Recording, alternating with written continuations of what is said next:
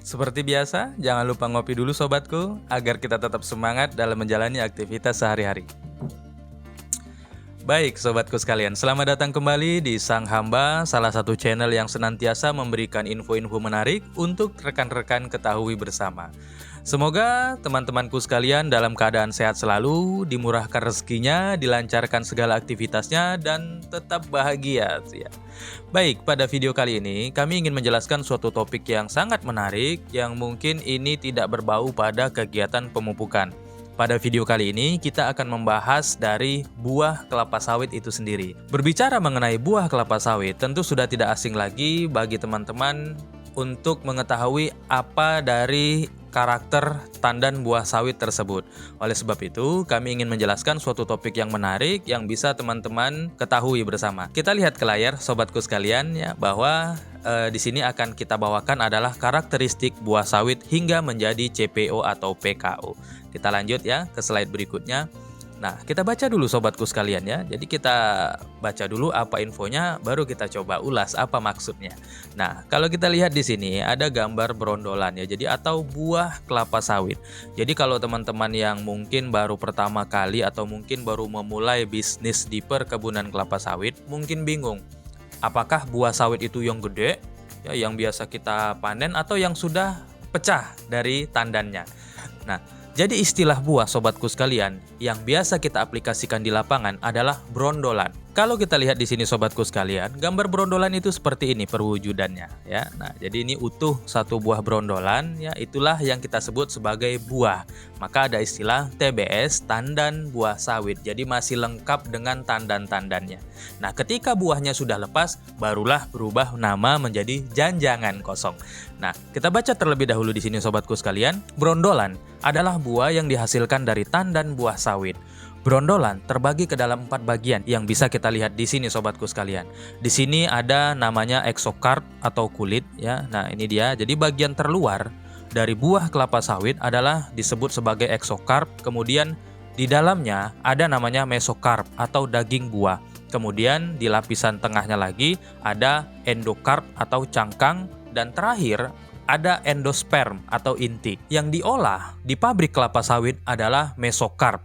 Ya, jadi tahap awal yang bisa diolah mulai dari buah itu diterima dari lapangan sampai diterima oleh pabrik kelapa sawit adalah pengolahan untuk daging buahnya ya. Nah, jadi di daging buah di sini akan dihasilkan minyak kelapa sawit yang kemudian diolah turunannya menjadi beberapa produk-produk turunan, bisa untuk kosmetik, makanan, bahan bakar, dan produk-produk lainnya.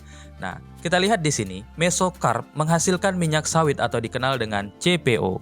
Kemudian endosperm menghasilkan minyak inti atau dikenal dengan palm kernel oil atau PKO. Keduanya ini sobatku sekalian sama-sama mengandung minyak dan lemak. Namun yang membedakannya adalah karakter dari minyak dan lemak itu sendiri.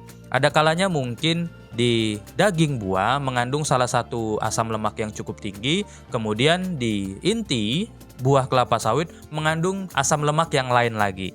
Nah, jadi kita lihat di sini reaksi kimia pembentukan CPO dan PKO. Jadi kalau kita lihat sobatku, sebelumnya saya ingin menjelaskan apa bedanya minyak dengan lemak ya. Secara sederhana sobatku sekalian, minyak ketika pada suhu ruang fasenya adalah cairan atau liquid, sedangkan lemak di suhu ruang fasenya adalah padatan. Sudah cukup jelas ya. Namun untuk kandungannya sama-sama mengandung trigliserida dan rantai karbon. Ya, yang membedakannya adalah sifat fisik dari asam lemak tersebut. Nah, kalau kita lihat di sini sobatku sekalian, di sini ada trigliserida. Trigliserida inilah yang nantinya terdapat di dalam minyak kelapa sawit. Untuk membentuk trigliserida dihasilkan dari reaksi yang terjadi di daun, yaitu reaksi fotosintesis dan reaksi gelap. Apa beda reaksi fotosintesis atau reaksi terang dan reaksi gelap? Nanti kita bahas berikutnya ya sobatku. Jadi, untuk menghasilkan CPO ataupun PKO, terlebih dahulu tanaman menyerap unsur hara atau nutrisi dari lingkungan, baik itu dari udara ataupun dari tanah. Kita lihat di sini ada unsur CHO. Ya, nih, CHO. Nah, unsur inilah yang kemudian masuk ke dalam metabolisme tanaman membentuk senyawa gliserol. Kemudian membentuk senyawa asam lemak. Kemudian melalui reaksi esterifikasi, yaitu reaksi antara alkohol dengan asam karboksilat, membentuk senyawa trigliserida seperti ini sobatku sekalian. Ya, jadi ini dari alam, membentuk senyawa asam lemak dan gliserol melalui reaksi fotosintesis. Kemudian, karena adanya suatu metabolisme yang spesifik di tanaman kelapa sawit, maka membentuk trigliserida seperti ini sobatku sekalian. Ya, nah ini dia ya. Nah, kita baca lagi di sini sobatku sekalian. CPO atau PKO sama-sama minyak dan lemak. Yang membedakan adalah jumlah rantai karbonnya. Kita lihat di sini sobatku. Di sini ada C, dan seterusnya. Ini adalah rantai karbon. Kemudian yang membedakan selanjutnya adalah jenis ikatan dalam rantai karbon. Jenis ikatan itu kita lihat di sini. Nah, ini kan ada ikatan rangkap. Kemudian kalau yang lainnya ini kan ada ikatan tunggal. Ikatan rangkap disebut juga ikatan tak jenuh, sedangkan ikatan yang tidak rangkap atau tunggal seperti ini adalah ikatan jenuh. Kualitas suatu asam lemak ditentukan oleh jumlah ikatan rangkapnya sobatku sekalian. Kemudian pada saat nanti akan diolah menjadi suatu produk, maka dipilihlah senyawa berdasarkan dari jumlah ikatannya tersebut. Kemudian yang membedakan lagi adalah gugus metilnya, atau ini ya sobatku sekalian adalah ujung-ujungnya ini, ekor-ekornya ini. Nah, itu yang membedakan jenis dari asam lemaknya. Kita lihat di sini sobatku, jenis asam lemak yang terkandung di buah kelapa sawit, baik itu di daging ataupun di intinya. Kita lihat bahwa di buah kelapa sawit mengandung asam kaprot, kemudian asam kaprilat. Kalau kita lihat di sini ada jumlah C-nya, ada C6, ada C8, dan ada C10. Nah, C inilah jumlah rantai karbon yang saya sebutkan tadi sobatku, ya. Ini sampai seterusnya. Nah, kemudian kalau kita lihat di sini, di dalam buah dengan inti sama-sama mengandung minyak dan lemak, tetapi ada variasi kandungan di dalamnya. Seperti ini, asam kaprot tidak terdapat di dalam daging buah, melainkan hanya ada di inti. Kemudian asam kaprilat hanya ada di dalam inti dan seterusnya. Nah, kalau kita lihat di sini sobatku sekalian, di dalam daging buah sawit yang paling tinggi adalah kandungan asam oleat. Kita ketahui, mungkin teman-teman bisa cari referensi di tempat lain bahwa bahan dasar pembuatan minyak goreng adalah asam oleat. Itulah sebabnya kenapa yang dijadikan minyak goreng hanya pada daging buah. Karena asam oleat sebagai bahan baku untuk minyak goreng lebih banyak terdapat di dalam daging buah.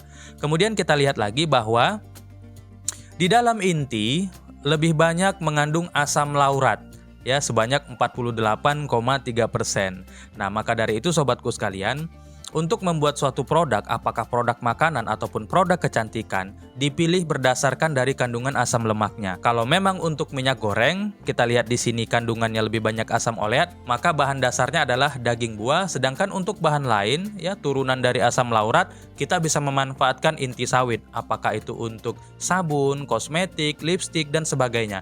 Itulah sobatku sekalian kandungan dari CPO tersebut. Sekarang kita lihat, untuk membentuk asam lemak ini saudaraku sekalian, tentu membutuhkan suatu bahan baku di dalam tanaman itu sendiri, karena kita tidak bisa membuatnya secara langsung, betul tidak? Maka dari itu, untuk membentuk senyawa seperti ini, gliserol, asam lemak, kemudian menjadi trigliserida, dan kemudian lemaknya bisa kita manfaatkan, ini membutuhkan material atau bahan baku. Apa itu bahan bakunya? Yaitu unsur hara, baik itu makro maupun mikro. Kita lihat pada slide sobatku sekalian. Kalau di sini, dari gambar di sini, kita bisa lihat suatu reaksi fotosintesis yang seperti saya jelaskan di awal tadi, bahwa suatu tanaman akan mengalami reaksi fotosintesis dengan bantuan cahaya matahari.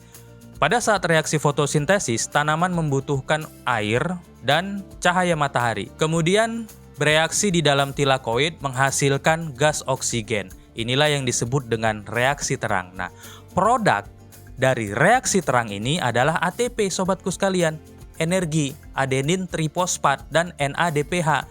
Kedua senyawa ini adalah senyawa yang mengandung energi. Untuk apa? Untuk tanaman melaksanakan metabolisme sebagai tumbuhan tentunya ya. Nah, kemudian produk dari reaksi terang tersebut saudaraku menghasilkan ATP dan NADPH masuk ke dalam siklus Calvin atau reaksi gelap. Nah, di dalam reaksi gelap inilah sebenarnya kunci dari reaksi metabolisme tumbuhan tersebut. Kita lihat di sini, untuk reaksi Calvin membutuhkan CO2 dari udara pastinya. Nah, kemudian masuk ke dalam siklus Calvin, kemudian bereaksi menghasilkan produk-produk ini sobatku sekalian. Ada pati, ada asam amino, dan ada asam lemak. Kemudian menghasilkan sukrosa. Ini berlaku secara umum untuk tanaman apapun sobatku sekalian, kecuali jamur ya, yang kita bedakan karakteristiknya karena jamur itu tidak mempunyai zat hijau daun atau klorofil. Jadi ini berlaku untuk tanaman secara umum. Maka dari itu bisa dipastikan tanaman kelapa sawit pun siklusnya seperti ini. Mohon maaf kalau memang saya ada salah. Silahkan komentar jika teman-teman mendapatkan info yang benar. Nah, baik, kita lanjut sobatku. Dari reaksi Calvin inilah kemudian terbentuk produk yang kita bahas di depan tadi. Ada minyak yang terkandung di daging buah dan di inti sawit. Oleh sebab itu sobatku, kita harus penuhi bahan bakunya tersebut. Apa saja bahan bakunya? Nih, ada air di sana, ada CO2, kemudian kita butuh cahaya matahari. Maka sebab itu, cahaya matahari adalah salah satu faktor dari kelancaran reaksi untuk meningkatkan produktivitas. Maka pada saat kemarin musim asap nih ya, pada beberapa tahun yang lalu, setelah musim asap selesai, banyak tanaman kelapa sawit mengalami stres. Kenapa? Karena dia kekurangan cahaya untuk melaksanakan reaksi di dalam kloroplas ini. Nah, kemudian yang dibutuhkan adalah unsur makro lainnya sobatku, yaitu dari pupuk. Apa saja itu? Nitrogen, fosfor, kalium, kalsium, magnesium, dan sebagainya. Kalau karbon, hidrogen, dan oksigen, ini diperoleh dari alam tentunya ya sobatku. Kita tidak usah pikirkanlah di sana bagaimana caranya menyediakan CO2, bagaimana caranya menyediakan oksigen. Tinggal kita bagaimana mengusahakan untuk unsur yang lainnya, mulai dari 4 sampai seterusnya ini. Kita lihat di sini bahwa untuk melaksanakan reaksi tersebut membutuhkan suatu unsur hara, yaitu untuk bereaksi menghasilkan energi seperti ini sobatku sekalian. Nah, kemudian kita lihat di sini fungsi dari masing-masing unsur hara. Yang pertama ada nitrogen, dalam bentuk tersedianya adalah nitrat dan amonium. Fungsinya adalah komponen utama senyawa organik tanaman. Kita lihat di daun sobatku sekalian, daun membutuhkan nitrogen untuk meningkatkan klorofil atau zat hijau daun. Nah, kemudian selanjutnya di sini butuh fosfor, yaitu untuk komponen asam nukleat, fosfolipid, ATP, dan beberapa koenzim lainnya. Kemudian butuh kalium untuk mempercepat proses sintesis protein. Kemudian zat terlarut utama yang mengatur keseimbangan air. Dan selanjutnya fungsi dari kalium adalah membuka dan menutup stomata. Dan seterusnya, kalsium adalah berfungsi untuk pembentukan dan stabilitas dari jaringan tanaman itu sendiri. Nah, apakah cukup sobatku sekalian? Hanya senyawa makro tersebut. Kita lihat lagi di sini bahwa ternyata untuk melaksanakan reaksi tersebut yang tadi kita jelaskan di depan juga membutuhkan senyawa mikro. Kenapa dikatakan mikro? Karena kebutuhannya memang sedikit sobatku sekalian. Namun tetap harus ada karena fungsinya sebagai mempercepat reaksi dari tanaman itu sendiri. Kita lihat di sini fungsi dari klorin, boron, besi, mangan, seng, tembaga, nikel, dan molibdenum. Saya tidak akan menjelaskan secara detail, silahkan nanti teman-teman baca saja karena untuk menghemat durasi. Jadi bisa teman-teman ketahui kenapa sih kita harus memupuk? Karena yaitu tadi sobatku sekalian, ternyata pupuk yang kita berikan adalah bahan baku untuk menghasilkan minyak, baik itu di daging maupun di inti. Maka dari itu, ketika kita mengurangi dosis pupuk, produksi pun ikut menurun. Karena apa? Kekurangan bahan baku. Itu saja sobatku sekalian, semoga informasi ini bermanfaat. Kami berharap apa yang kami sampaikan ini bisa menambah wawasan buat sobatku sekalian. Kami berpesan jangan lupa untuk terus dukung channel ini agar semakin tumbuh, maju, dan berkembang. Dan kami pun semangat untuk senantiasa memberikan konten-konten yang bermanfaat. Jangan lupa untuk share video ini agar memberikan manfaat untuk teman-teman lainnya. Sampai ketemu pada video berikutnya. Terima kasih telah menonton.